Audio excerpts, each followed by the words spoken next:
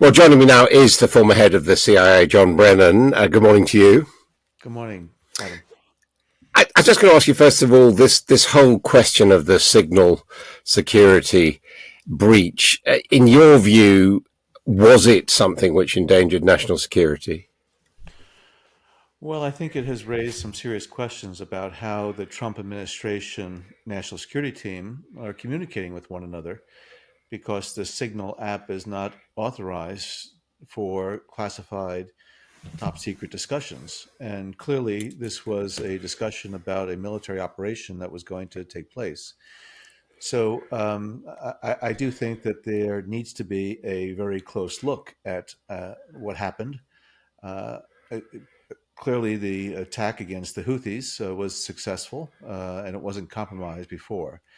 But it raises questions about how many other conversations they might have had, whether about more sensitive subjects involving Russia or China or Iran, North Korea, or others. So it is something that I think has deserves to have very close scrutiny on it.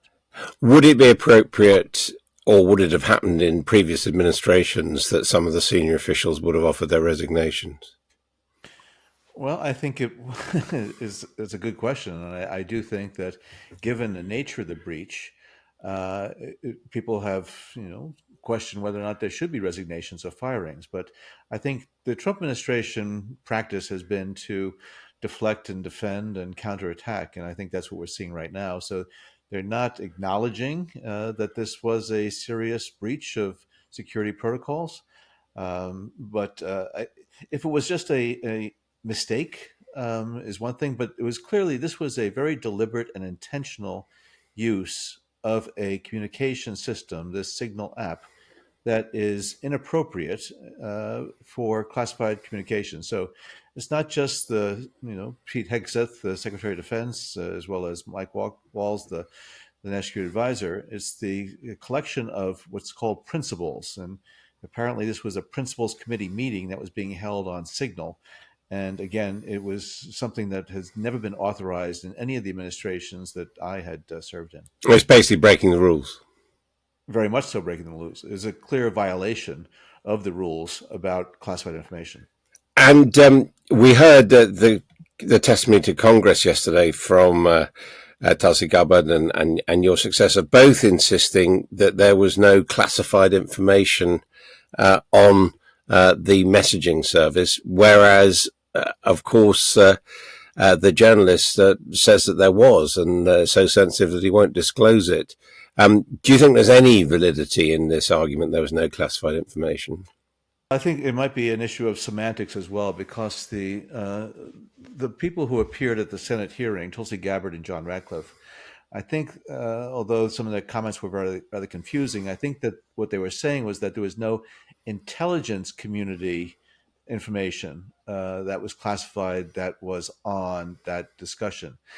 And I think what they were saying is that this is Department of Defense uh, uh, material, and it was a Department of Defense operation. And so I think they were, in some respects, pointing a finger over at the Pentagon and at Secretary of Defense Hegseth in terms of his putting on that chat the very specific information about the military operation that was about to take place in Yemen. But Jeffrey Goldberg says that there was actually an undercover CIA person named in these exchanges. I mean, that presumably would be classified information.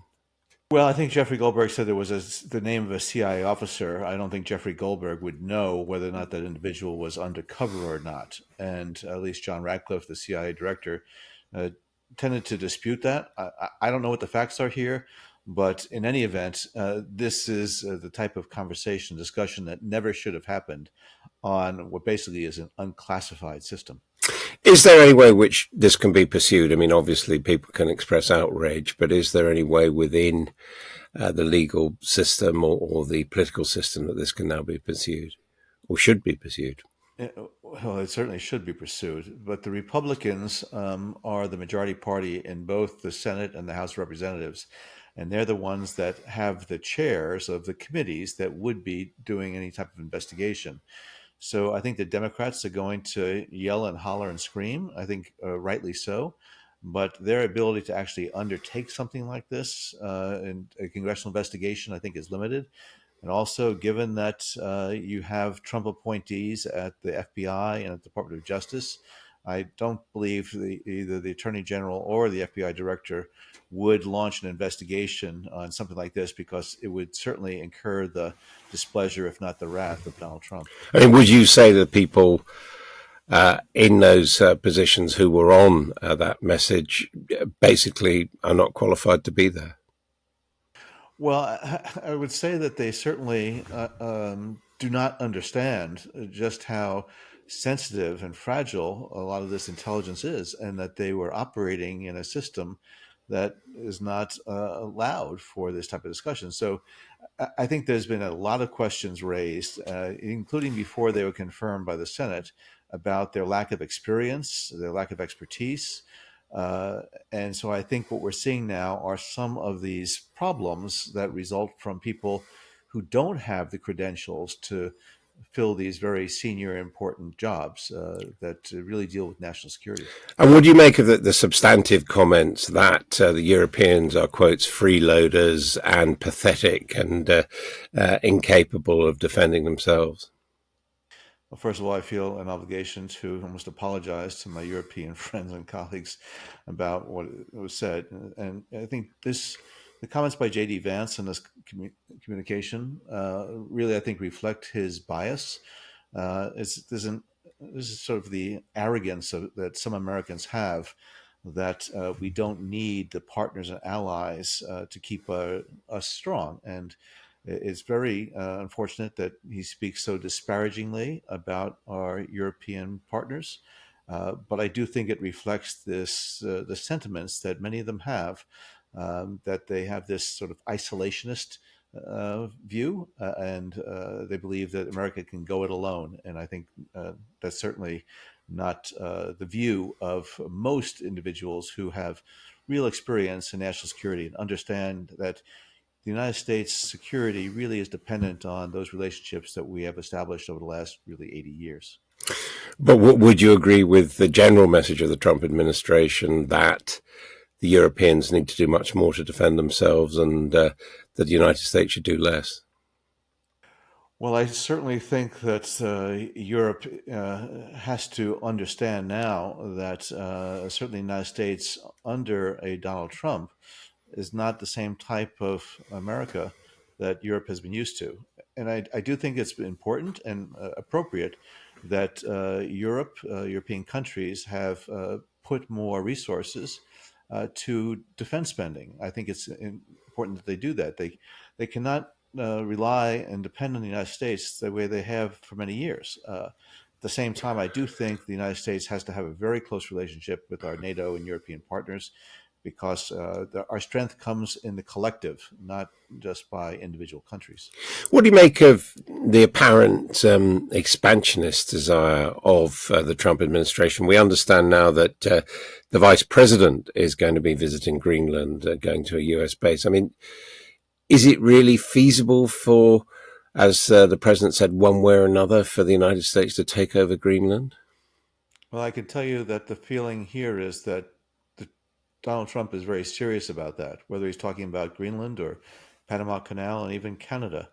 And it just tramples upon the international norms that have existed for generations.